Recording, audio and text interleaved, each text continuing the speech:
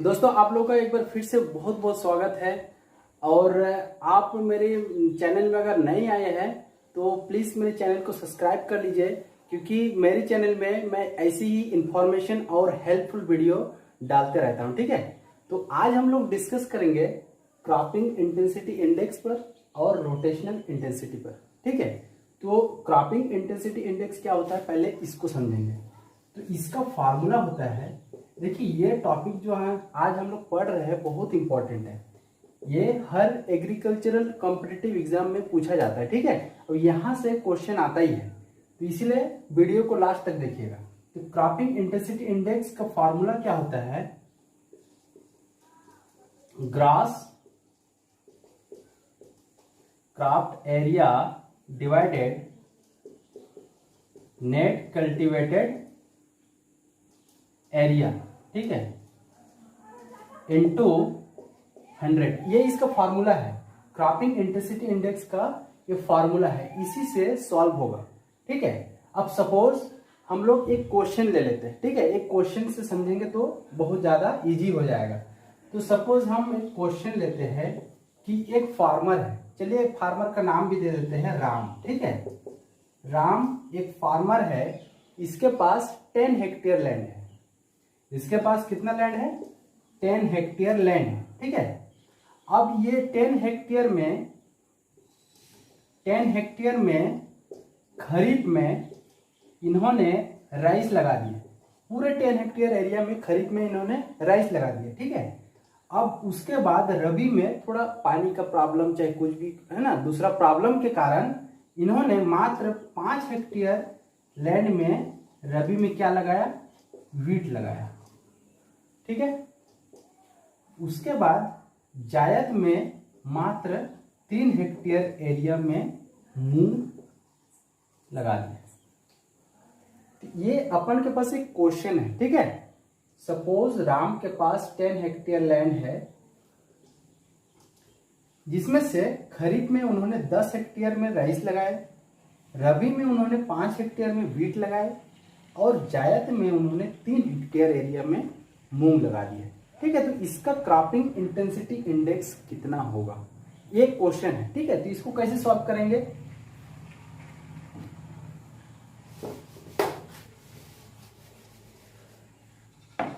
इसको सॉल्व करने से पहले अपन को समझना पड़ेगा कि what is gross cropped area, what is net cultivated area.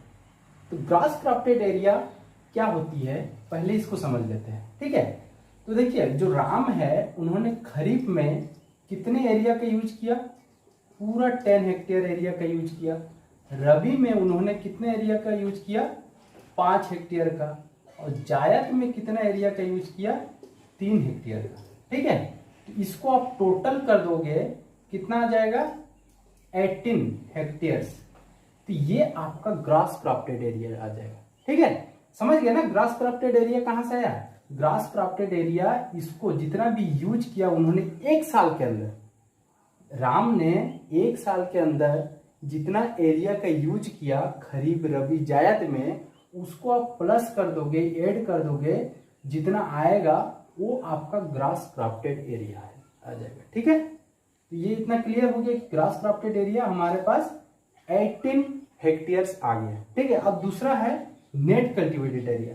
ये क्या होता है नेट कल्टीवेटेड एरिया, तो देखिए नेट कल्टीवेटेड एरिया को एक्चुअल एरिया बोलते हैं। ठीक है, जो फार्मर के पास, जो राम के पास जो 10 हेक्टेयर एरिया है एक्चुअल में, वही उसका नेट कल्टीवेटेड एरिया कहलाएगा। ठीक है, तो अब इसको फार्मूला में हम पुट करेंगे, तो CII is equal to gross cropped area. तो ग्रास क्रॉप्टेड एरिया कितना आया, 18। ठीक है, 18 हेक्टेयर। और नेट कल्टीवेटेड एरिया कितना है, 10 हेक्टेयर, 10 इंटू 100। ठीक है, तो 0 से 0 कट हो गया, तो ये कितना हो जाएगा, 180%। ये हमेशा परसेंट में आता है। ठीक है, क्रॉपिंग इंटेंसिटी इंडेक्स हमेशा परसेंट में आता है। तो ये जो राम के फॉर्म में जो यूज हो रहा है, ठीक है, उसका क्रॉपिंग इंटेंसिटी इंडेक्स कितना आ गया, 180%। कि आपका फर्स्ट जो टॉपिक है वो कंप्लीट हो गया। ठीक है, अब हम दूसरे टॉपिक पे डिस्कस करेंगे व्हाट इज रोटेशनल इंटेंसिटी। तो हमारे पास अब दूसरा टॉपिक है रोटेशनल इंटेंसिटी। अब देखते हैं कि रोटेशनल इंटेंसिटी को हम कैसे निकालेंगे। ठीक है, तो पहले इसका फार्मूला देख लेते हैं कि रोटेशनल इंटेंसिटी क्या होता है। ठीक है, तो रोटेशनल इंटेंसिटी बराबर होता है नंबर ऑफ स्क्रॉप। ठीक है, number of crops grown in A duration, मतलब कि एक पर्टिकुलर ड्यूरेशन में आप कितना नंबर ऑफ क्रॉप्स ग्रो कर रहे हैं। ठीक है, अब नीचे रहेगा कि नंबर ऑफ ईयर। ठीक है, नंबर ऑफ ईयर्स इनटू 100। तो ये इसका फॉर्मूला है, number of crops grown in duration divided number of years.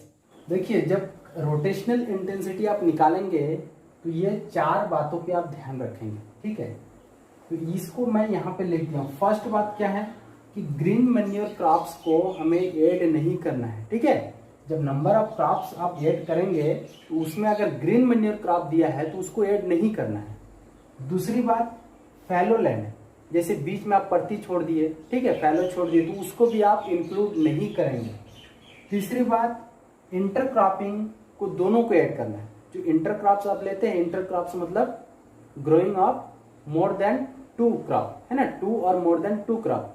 ठीक है, तो दोनों क्रॉप को अपन को लेना है। ठीक है, दोनों क्रॉप को ऐड करना है, बट मिक्स क्रॉपिंग में एक ही क्रॉप को लेना है। ठीक है, मिक्स क्रॉपिंग में एक ही क्रॉप को लेना है। आप मिक्स क्रॉपिंग का मतलब क्या है कि 2 या 2 से अधिक फसल के बीज को आपस में मिला के उसको सोइंग करते हैं। ठीक है, तो उस कंडीशन में एक ही क्रॉप को काउंट करना है। तो ये जो 4 बातें हैं इसको आप ध्यान रखिएगा जब रोटेशनल इंटेंसिटी निकालेंगे। ठीक है, तो अब इसको हम एग्जाम्पल के साथ समझेंगे। तो चलिए अब हम एग्जाम्पल से समझेंगे। ठीक है, क्रॉपिंग इंटेंसिटी कैसे निकालते हैं। तो ये फर्स्ट एग्जाम्पल है राइस, व्हीट और उर्द। ठीक है, तो इसका हमें रोटेशनल इंटेंसिटी निकालना है। तो कैसे निकालेंगे, तो इसको पहले एक शॉर्ट तरीका है, इसको पहले आप एक टेबल बना लीजिए और इसमें आप लिख दीजिए यहाँ पे खरीफ, यहाँ पे रबी और यहाँ पे जायद। ठीक है, तो अपन के पास 3 फसल है। तो राइस को हम कब ग्रो करते हैं, राइस को हम खरीफ में ग्रो करते हैं, यहाँ पे राइस लिख दीजिए। फिर उसके बाद व्हीट को कब ग्रो करते हैं, व्हीट को हम रबी में करते हैं, यहाँ पे रबी में व्हीट कर दीजिए। फिर उड़द को जायद में। ठीक है, तो ये यहाँ पे कर दीजिए। तो ये अपन का 1 साल कंप्लीट हो रहा है। कितने साल कंप्लीट हो रहे हैं ये, इसमें 1 ईयर। ठीक है, ये 1 ईयर में तीनों कंप्लीट हो रहा है। तो ये इसका जो मतलब ड्यूरेशन होगा ये 1 ईयर का होगा, नंबर ऑफ ईयर 1। ठीक है, लेकिन नंबर ऑफ क्रॉप्स कितना आ रहा है, 3। नंबर ऑफ क्रॉप, तो इसका फार्मूला क्या था कि number of crops grown in A duration. ठीक है, duration divided number of years into 100। तो नंबर ऑफ क्रॉप्स कितना है, 3 है, और नंबर ऑफ ईयर कितना है, 1 है, इनटू 100 करेंगे तो इसका रोटेशनल इंटेंसिटी आ जाएगा 300%। ऐसे निकालना बहुत सिंपल है। ठीक है, अब देखिए दूसरा एग्जांपल है राइस, ग्राम, ग्रीन ग्राम, फैलो, फिर व्हीट। तो इसका रोटेशनल इंटेंसिटी क्या होगा, तो इसको भी हम पहले इसी तरीके से नंबर ऑफ ईयर निकालेंगे, ये कितने साल का ये रोटेशन है। ठीक है, तो फर्स्ट है राइस, तो राइस कब ग्रो करेंगे, खरीफ में, राइस को लिख दीजिए। फिर ग्राम, ग्राम है रबी का, तो यहाँ पे ग्राम कर दीजिए। ग्रीन ग्राम जायद का है, तो यहाँ पे ग्रीन ग्राम। फिर उसके बाद फैलो छोड़ना है, तो खरीफ में कुछ नहीं लगाना है। ठीक है, फैलो छोड़ना है। फिर उसके बाद व्हीट लगाना है, तो व्हीट को हम कब लगाते हैं, रबी में लगाते हैं, तो यहाँ पे आप रबी में लिख दीजिए। तो ये आपका ये 1 ईयर कंप्लीट हो रहा है, ये दूसरा ईयर है। ठीक है, तो नंबर ऑफ ईयर कितना हो रहा है, 2, और नंबर ऑफ क्रॉप 1, 2, 3, इसको ऐड नहीं करना है, ठीक है, 4। तो नंबर ऑफ क्रॉप कितना है 4 डिवाइडेड नंबर ऑफ ईयर कितना है 2 इंटू 100। ये 2 आ जाएगा इंटू 100, 100 इज इक्वल टू 200। इसका आंसर क्या है 200%। ठीक है, देखिए फैलो को हमको ऐड नहीं करना है। ठीक है, अब तीसरा एग्जांपल है मेज, शुगर केन, फिर सनई। इसको भी हम इसमें चेक कर लेते हैं कितने साल का है। तो मेज कब लगाते हैं, मेज हम खरीफ में लगा देंगे, मेज हम खरीफ में लगा दिए। फिर शुगर केन को हम रबी में लगा देंगे। शुगर केन, देखिए शुगर केन जो है ये 1 साल का क्रॉप है, तो ये इसका हार्वेस्ट कब होगा, फिर नेक्स्ट ईयर रबी में होगा। ठीक है, तो जायद चला जाएगा, फिर खरीफ, फिर रबी में जाके ये हार्वेस्ट होगा। ठीक है, तो अब उसके बाद सनई, तो सनई जो है यहाँ पे लगा देंगे।